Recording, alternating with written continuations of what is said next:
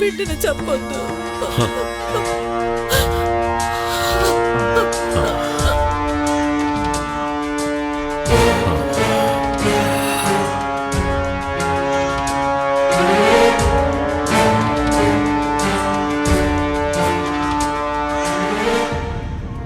మూర్ఖంగా ప్రవర్తించుకో. ఆ బిడ్డను చంపొద్దు. మరేం చెయ్యాలి? దీనికి పేరు పెట్టి పెంచాలా? నేను ఉపాయం చెప్తాను. నాగభైరవి అనే బిడ్డకు పేరు పెట్టాయి. నీ మీద తనకి ఎంత పగున్నా కూడా ఆ పేరు వల్ల శాంతిస్తుంది. తన బిడ్డ క్షేమంగానే ఉందని ఊరట చెందుతుంది.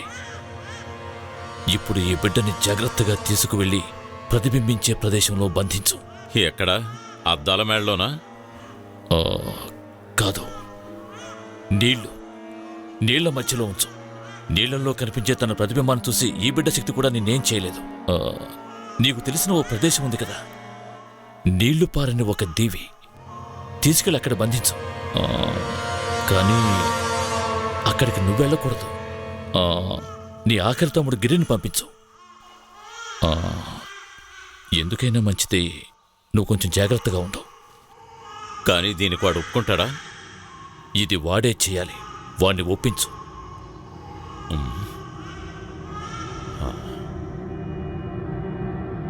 ఇది చాలా పెద్ద పాపం. కానీ నీ ప్రాణాల మీదకి వచ్చిందంటున్నావు కాబట్టి నేను చెప్పేది జాగ్రత్తగా విను. ఇక మీదట ఇలాంటి పాపాలు చేయకూడదు. స్త్రీ జాతిని అవమానించకూడదు. నువ్వు చెప్పినట్టే వింటాను. కానీ నువ్వు కూడా జాగ్రత్తగా ఉండాలి. ఆ మోహిని నిన్ను కూడా వదిలిపెట్టదు. ఆ క్షుద్ర మోహిని నన్ను ఏమీ చేయలేదు. ఈ క్షుద్ర పూజల కన్నా ముందు నేను నేర్చుకున్నది వేద మంత్రాలని. అది నాకు అండగా ఉంటుంది.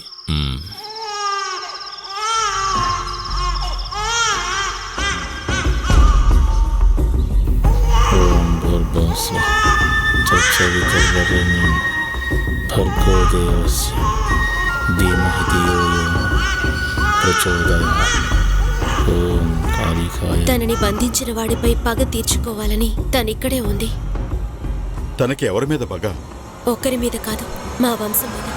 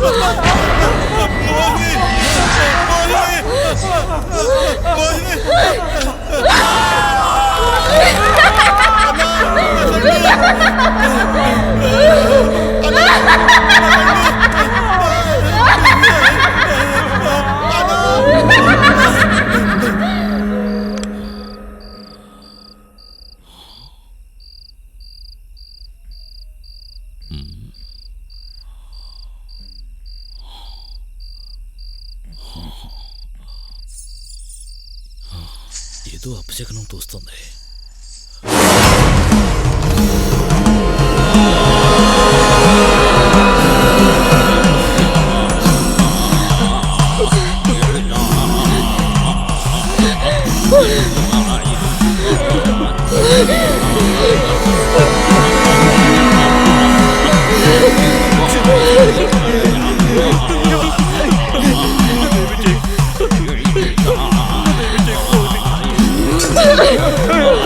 ఆ